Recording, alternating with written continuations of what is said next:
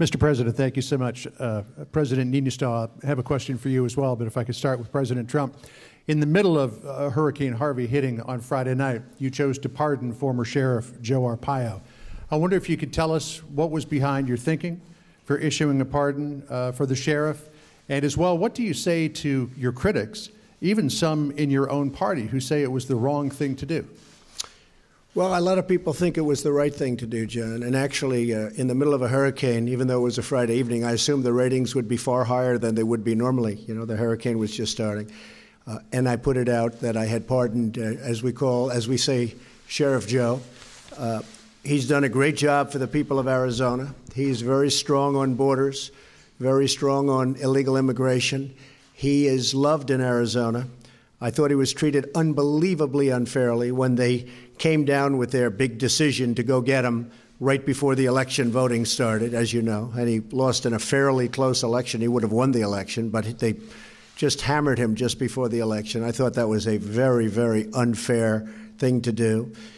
When I mentioned him the other night, you saw the massive crowd we had. The people went crazy when I said, what do you think of Sheriff Joe, or something to that effect. The place went absolutely crazy when I was in Arizona last week. And as far as pardons are concerned, I actually did this just before the meeting because I assumed that somebody would ask me the question. I didn't know it would be you, as you can attest. You didn't even know you were going to be called. But I thought I would. And, you know, Sheriff Joe is a great veteran of the military, great law enforcement person, somebody that's won many, many elections in the state of Arizona. But I wanted to look at some of the other people that were pardoned over the years.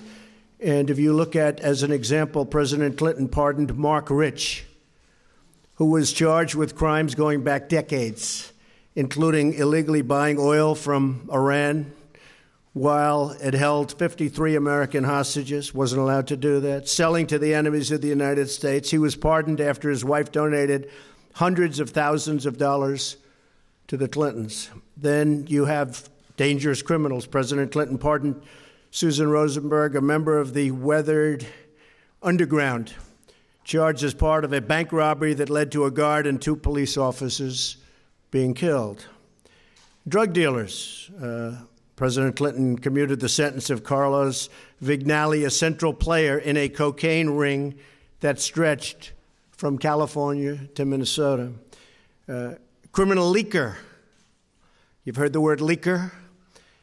President Obama commuted the sentence of Chelsea Manning, who leaked countless sensitive and classified documents to WikiLeaks, perhaps and others, but horrible, horrible thing that he did, commuted the sentence, and perhaps pardoned.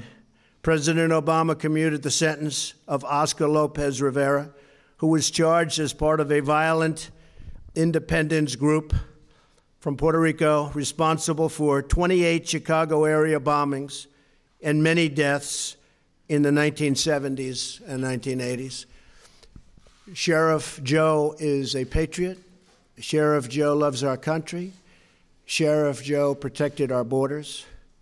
And Sheriff Joe was very unfairly treated by the Obama administration, especially right before an election that he would have won. And he was elected many times. So I stand by my pardon of Sheriff Joe, and I think the people of Arizona who really know him best would agree with me. Thank you very much.